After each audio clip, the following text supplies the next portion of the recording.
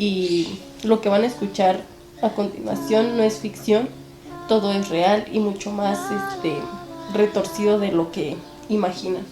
Oye, Ana, ¿a ti te daría miedo un hombre que se disfraza para trabajar en tu casa de payaso los fines de semana?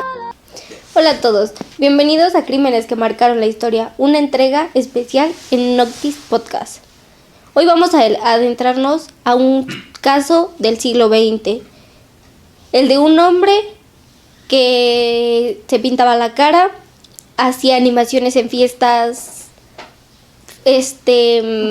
infantiles, pero sobre todo guardaba un oscuro secreto bajo los cimientos de su casa. Estamos hablando de John Wayne Gacy, también mejor conocido como el payaso Pogo, un hombre que se ha vuelto sinónimo del horror escalofriante, y lo que van a escuchar a continuación no es ficción, todo es real y mucho más retorcido de lo que imaginan.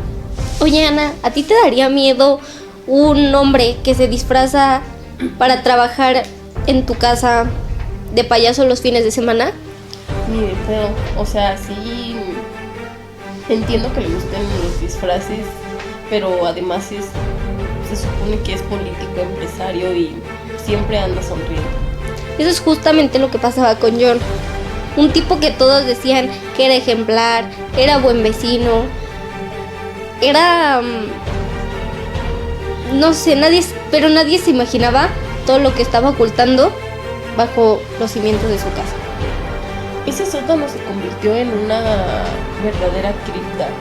Los forenses sacaron los restos de 29 cuerpos.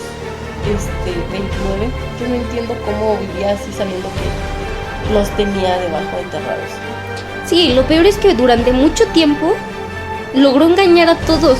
Vivía en un vecindario común, saludaba a sus vecinos, incluso llegó a hacer carnes asadas. O sea, qué loco, ¿no? Estás conviviendo con un asesino que hace carnes asadas en el vecindario, justo donde estaban enterradas sus víctimas.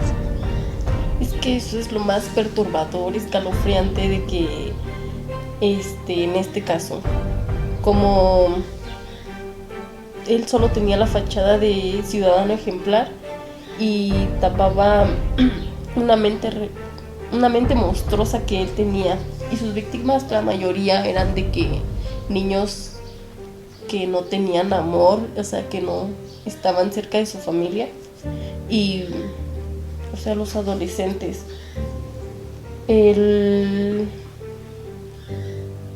Gacy sabía a quién elegir y a quién no.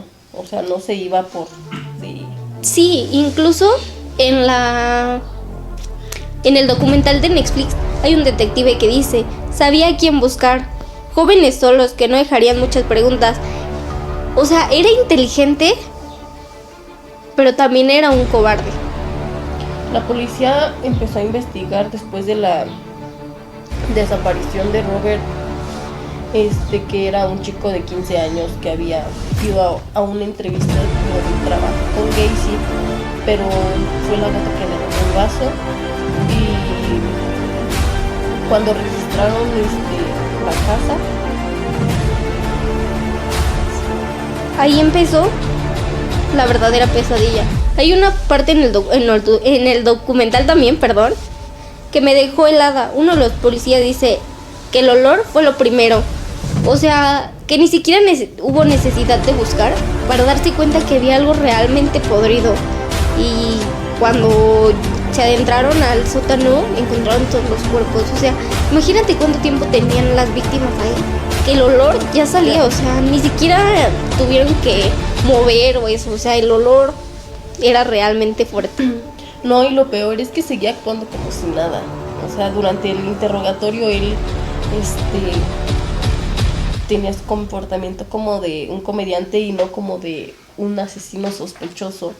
Muchas veces los nervios te traicionan y hacen Exacto. que reveles todo, o sea, estando en esas situaciones. Sí, o sea, yo no me lo explico. Yo no podría ser una asesina normal sin tener, o sea, yo creo que yo saldría con el miedo de que ya saben qué hice, qué pasó. O sea, yo no podría actuar como si nada. Qué podrida está su mente realmente.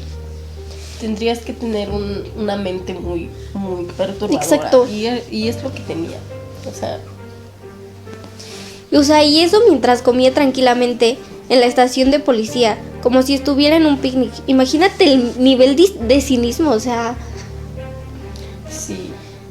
También lo más escalofriante es que mezclaba su personaje de un payaso con su lado más oscuro. Y él mismo dijo una vez, esta frase la tengo grabada: el payaso es el que mata, yo solo soy el show. Esas palabras son una confesión. Indirectamente, él lo está confesando. Él separaba a Gacy del personaje. Y no sé si lo has notado, pero en muchos de los asesinos siempre meten una tercera persona de que él lo hizo. O sea, ellos siempre se deslindan y hay una tercera persona en su mente. Yo creo que más bien es, pues, su manera de calmar su mente, de calmar su culpa, pues. Eso me recuerda cómo describen algunos asesinos seriales en el concepto de alter ego, ¿no? Como si tuvieran una doble personalidad, una especie de monstruo interior que los controla, o sea, que toma el control hacia ellos. Sí, y justo hay una frase que hace mención a ello: los monstruos no viven debajo de la cama, a veces construyen tu casa. Esa frase es fenomenal. Pero imagínate ser uno de los vecinos de Po, o sea, del payaso. Exacto. Saber que estuviste si estuviste tomando un café o estuviste conviviendo con tu vecino y nunca te pasó por la mente que era un asesino serial. Sí, y lo más triste son las familias de los jóvenes a los que asesinó. O sea, no estamos hablando de una cifra de 3, 2, o sea, estamos hablando de 29 familias que acaban de perder a quizá lo que más quieren en el mundo. Incluso hay una madre que lo dijo: mi hijo se fue a trabajar con Gacy. Me dijo, vuelvo de noche. Nunca regresó durante años, pensé que se había huido, pero estaba ahí, abajo de la casa. La policía excavó durante varios días, varios. Cada nuevo cuerpo era una historia rota. Jóvenes que soñaban con una vida mejor, o sea, que iban a la entrevista de trabajo para, si estaban en las peores condiciones, subir un poco su economía, poder ayudar a sus familias. Entonces, iban a la entrevista con poco y su vida se acababa.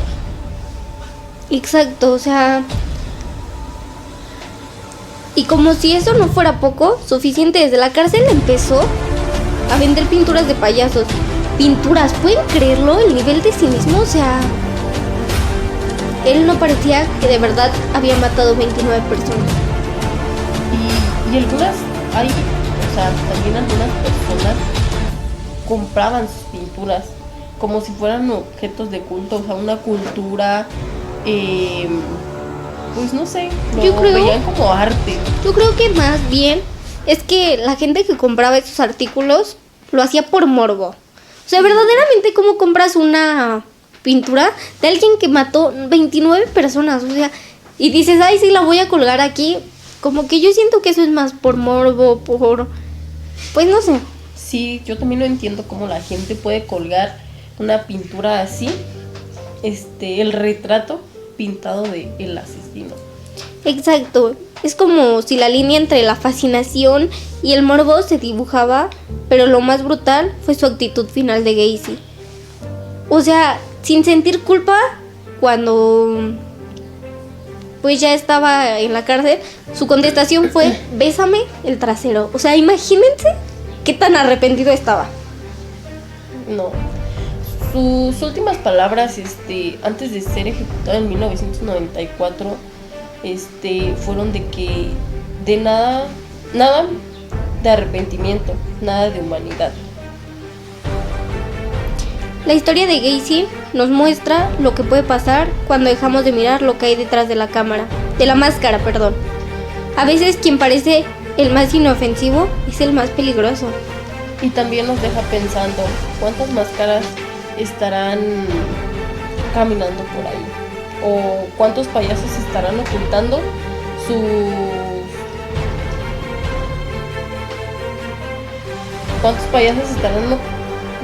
algo más oscuro. Exacto, o sea, después de esto, pregúntense si volverán a invitar a un payaso a una fiesta de cumpleaños, si volverán a tomar café con su vecino que es payaso, sin saber todo lo que realmente oculta. Yo después de esta historia realmente nunca me han gustado los payasos en lo personal, pero pues viendo esta historia sería como investigar más sobre, no porque sea tu vecino, pues porque aquí hablaba de que tenía vecinos y tomaba café, pero no hay que confiar. Exacto, o sea, a veces las personas más correctas, él se rodeaba de políticos, es que realmente era un hombre ejemplar. Y vean todas las atrocidades que cometió, o sea, ni siquiera sintió remordimiento, ni siquiera él realmente estaba orgulloso de lo que hizo. Sí, en ningún momento estuvo arrepentido. Así, hasta el día de su muerte no se arrepintió. Efectivamente. Y le gustaba lo que hacía. Efectivamente, o sea, ¿qué pasará por su mente? No sé, realmente, pues, no. Sí. O sea, no tenía sentimiento, no tenía corazón para haber matado a esos niños, porque eran adolescentes entre 15 y 18 años. Y buscaba, o sea, los escogía a niños sin amor, o sea, de que no estaban. O sea, era consciente de lo que él estaba haciendo. Claro, si matas a una persona que no es muy unido a su familia, va a tardar más tiempo en ser encontrado. ¿Por qué? Porque entonces ya la gente lo relaciona con que se fue de casa, tenía problemas, por ahí debe de andar. Pero entonces, ¿en qué momento te preguntas, fue secuestrado por tu vecino? O sea, por el que le iba a hacer la entrevista de trabajo. Y Gacy, John Gacy, se las pintaba de maravilla, y también lo buscaba a los de bajos recursos con esa finalidad de que les ofrecía un empleo, un mejor sueldo, no sé, se las pintaba muy bien.